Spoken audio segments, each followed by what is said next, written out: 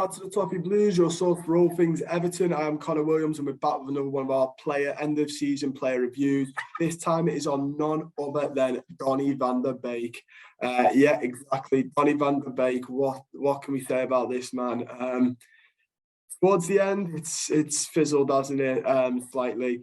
For Everton, he has played 7 games on loan and got 1 goal. For his stats this season, he's played 5 and was subbed in for 2, I believe. He got 2 goals. He's got an expected goals of 1.7, so he's performing above the average there.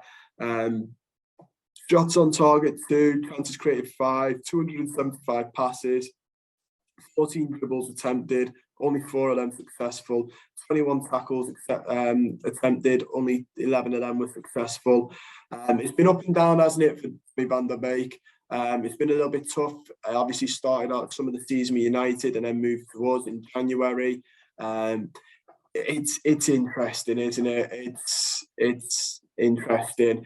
I think people were excited by this. He's a very good little player when he was at Ajax. He went to Manchester United under Ole Gunnar Solskjaer. I don't think had the fairest of chances.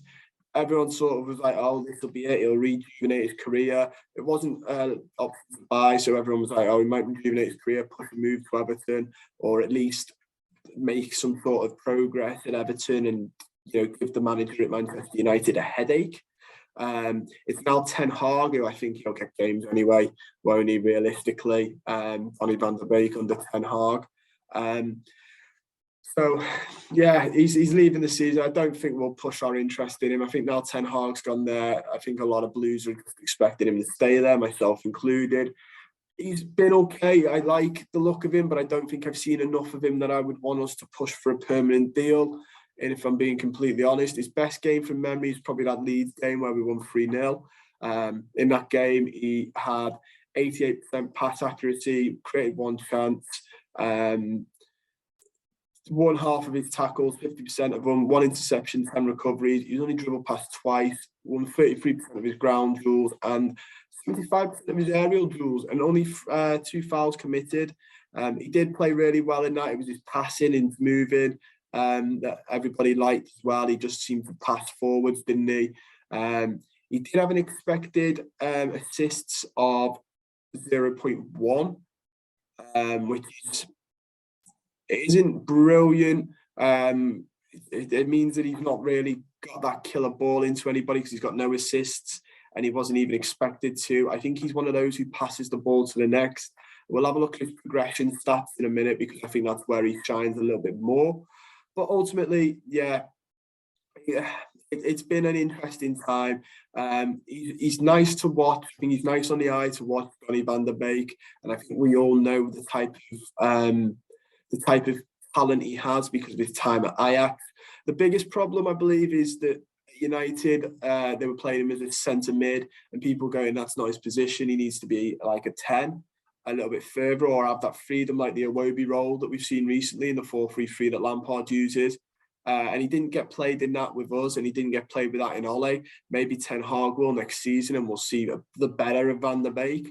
Maybe it is a little bit of, we weren't really using him in the right position. Yeah, because for us, he's got 170 carries, total distance of carrying the ball of 642 yards.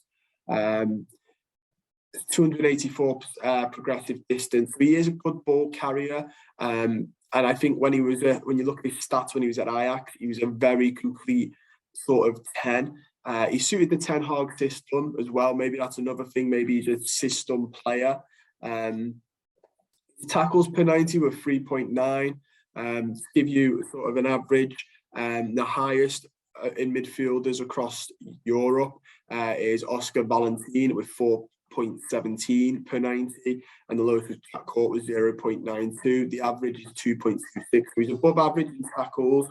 Dribbles complete, he's high up there. Touches in the attacking penalty area, he's up there.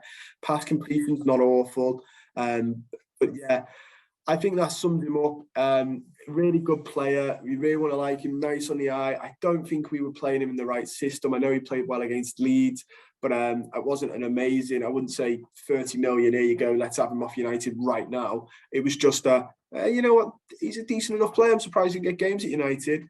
When you look at United's midfield, I think you could think that about a lot of players. I often look at it and think, I can't believe Fred that, you know, doesn't get as many games when they're playing Matic there.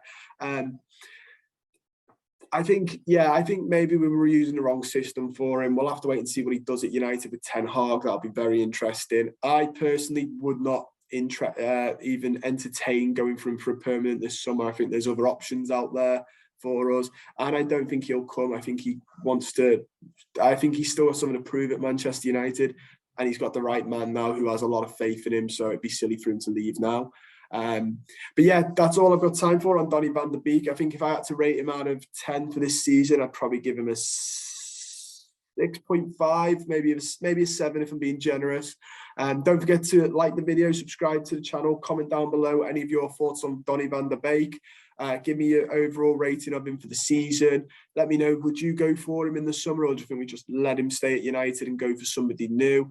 And do you think we were using him in the right system, or do you think, once again, it's another manager that doesn't know how to get the best out of him? Let me know all that good stuff below, and I'll see you guys very soon.